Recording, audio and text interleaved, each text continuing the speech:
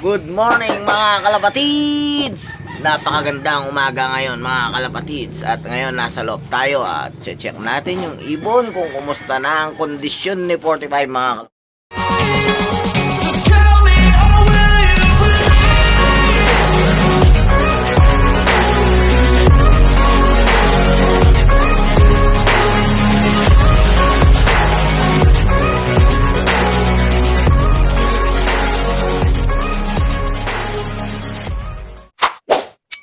Time check mga kalapatids, 7:56 at kagabi nga is binigyan natin ng gamot yung ibon natin, ayan, at saka ideal pills.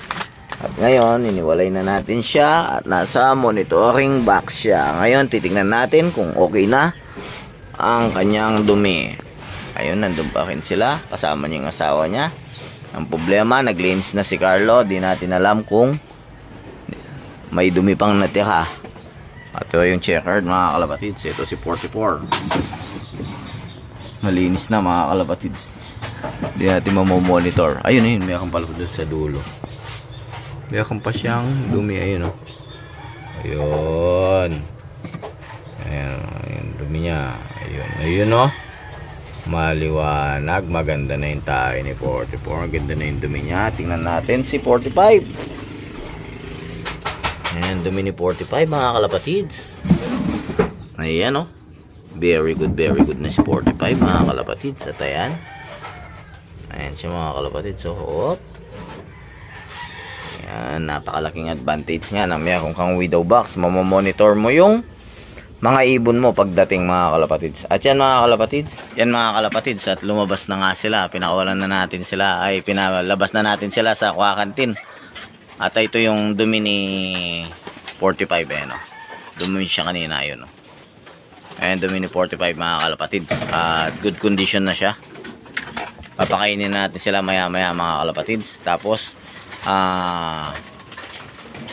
papaliguan na mga kalapatids. Yun mga kalapatids. At kumakain na po yung ating bida. Ayan, no? Malakas na siyang kumain. Ayan, pinansin natin, huminto siyang kumain.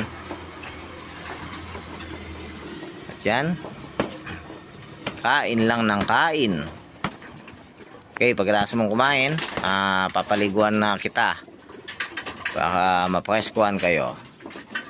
Okay, update namin kayo mamaya. Mga kalapatids, bibigyan natin yung juice nya. Saan na siya? Baba na, inom na.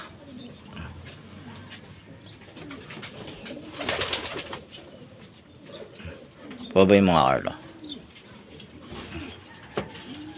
Okay.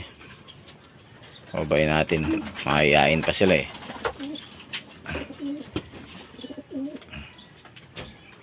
Inom na kayo.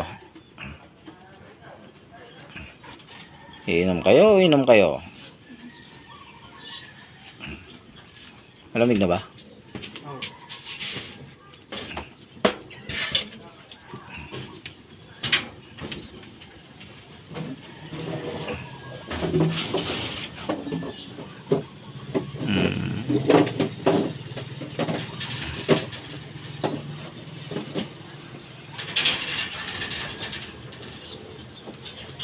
Mahihain pa, mamaya na iinom yan. Okay, paliguan muna natin mga kalapatids. Inaayos na ni Carlo yung mga pagliguan.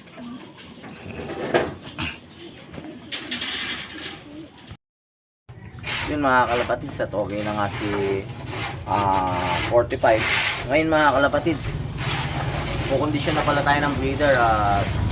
Ayun, itong pagkain nila sasangkapan natin ng mga vitamins. Iba din kasing may vitamins sa breeder mga kalapatids, lalo pag nagpe-precon ka.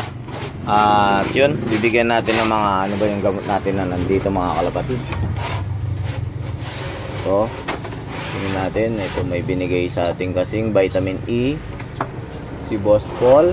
Nawawala yung vitamin E natin dito. Saan napunta? Yun. Ito mga kalapatids, ito yung vitamin E. Galing to sa Saudi. Pinadala ni Boss Paul. Shoutout sa iyo Boss Paul.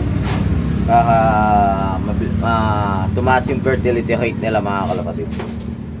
So ito nga. Tapos lalagyan natin sila ng B22 Sesical at saka ano yun, B-Pure. Kung ano yung nakita, pink mineral, kung ano yung nakita nyo dun sa Sir Paul, yun din gagamitin natin mga kalapatid. So ito, naglagay na nga tayo mga kalapatid.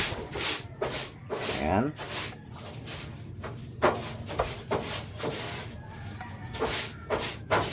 Lagay tayo ng papakita ko mga kalapatid. So ito yung haluin natin. So mga kalapatid, haluin natin. Iba din kasi may vitamin sila mga kalapatid. At sabi nga, mag-umpisa ka sa tama. Dapat kondisyon yung mga breeder mo bago mo i-breed mga kalapatid. So huwag magmadali. Yung mga iba, nakasingsing na yung mga king nila, tayo hindi pa, hindi naman tayo nagmamadali mga kalapatid. At yun nga, dapat alam mo yung mga ginagawa mo at dapat nakaprepare ka maigi mga kalapatids. Ayun mga kalapatids, kung yun dun is nakahiwalay-walay dito, pinagsama-sama na natin mga kalapatids para minsanan na, ayun o. Para minsanan na yung mga gamot, minsanan na yan. Ayun nga mga kalapatids, bali pag nag-breed kayo mga kalapatids, be sure na nakakondisyon talaga sila maigi.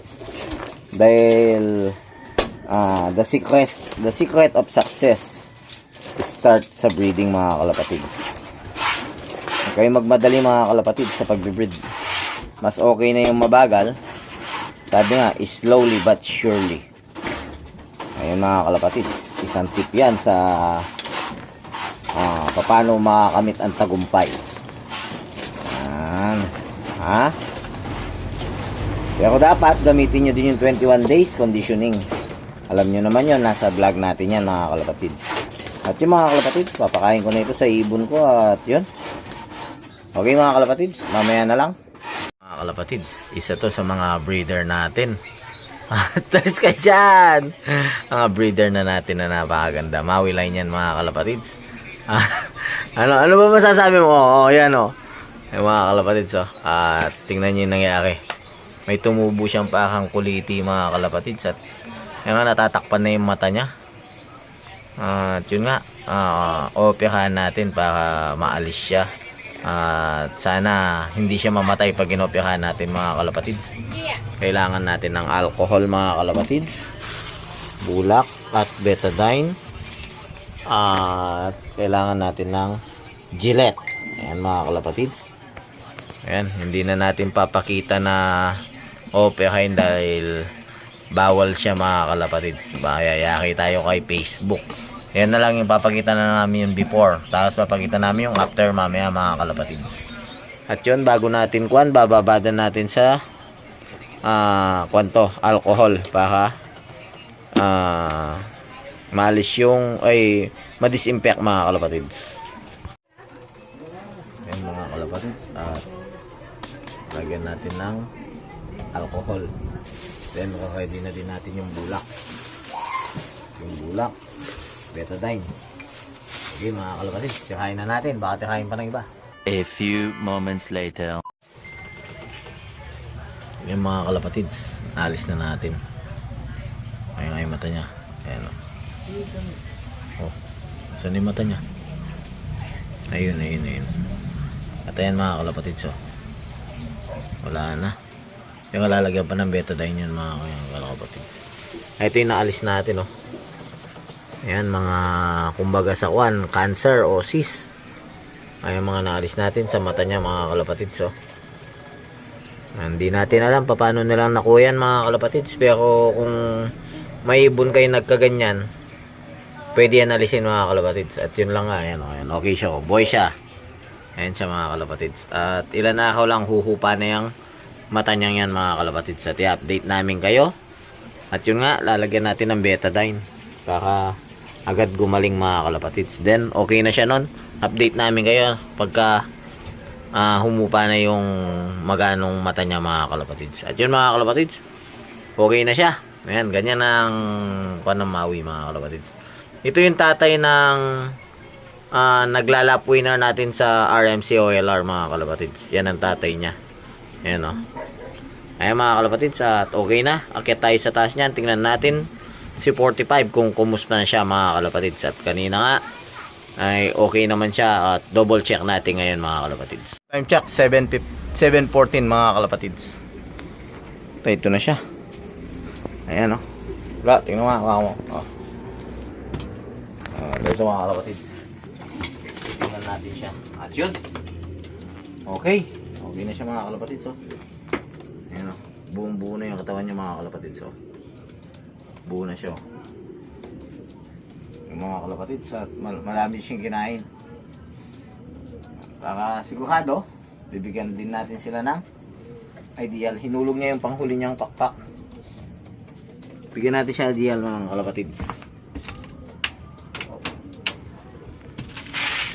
Bigyan natin siya ng ideal. Total, last lap na. Kakalalo siyang umokay. Yan mga kalapatids. Bigyan natin siya ideal. At yun, maghapon natin siya hindi pinakulan mga kalapatids. At bukas ay papakulan natin siya. Papagis ko na siya bukas mga kalapatids. At yun, at bago nga, ayun siya yun mga kalapatids. Ayan ayan, bumabaka ko na siya mga kalapatids ang tikas niya mga kalapatids. Kunin ko na din yung isa nasa taas.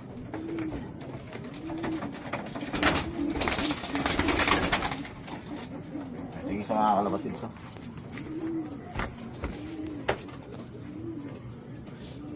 okay na din siya buo na yung kanya cover na sila mga kalapatids. At bukas umpisa na ng crow. Ay, nahulog. Ayun, nahulog. Wala pang 5 minutes mga kalapatids. Gawin natin. Ayun mga kalapatids ayun na. Okay mga kalapatids. At yun mga kalapatids, okay na nga si 45 at si 44 mga kalapatids. At umpisa na natin silang i-training ulit bukas mga kalapatids. At fully recover na 101% na mga kalapatids, na fully recover sila mga kalapatids. At tanungin natin si Carlo kung palagay niya okay na ba. Ano Carlo? Okay na. Ayun mga kalapatids. At tutukan mo Carlo, ilan araw na lang yan. At huwag kang bibitiw. At konting-konti na lang. Malapit na tayo. Nandun na tayo sa taas. At yun mga kalapatids, abangan nyo ang final lap ng derby race natin ngayon. At yun, number 1 contender na po si 45. At siya lang po ang live sa YB. Wala na pong iba. Sa OB po, dalawa na lang silang live. Number 2 contender po siya mga kalapatids. Then sa 3 laps po is number 3 contender siya mga kalapatids. At yun mga kalapatids, sa mga hindi pa nag-subscribe, please subscribe, like, and share Brian Love Official, and hit the notification bell para lagi kayong updated sa akin channel. Ayun mga kalapatids, sa mga subscriber ko, sundan nyo lang, panoodin nyo lang yung mga video ko, at madami kayong mapupulot na mga tips kung paano kayo makakating sa paano nyo mapapadulo yung mga ibon nyo. Ayan, nakita nyo naman, wala akong tinatago kung ano yung mga pinapakain ko, pinapainom ko, at ginagawa ko mga kalapatids na hindi pinapakita ng ibang mga kasama ko mga kalapatids. At yun, nasa sa inyo na kung gagayahin nyo hindi, nasa sa inyo kung maniniwala kayo hindi, at nasa sa inyo kung paano nyo gagawin mga kalapatids. Okay mga kalapatids, see you sa last lap mga kalapatids. Bye! I can fly.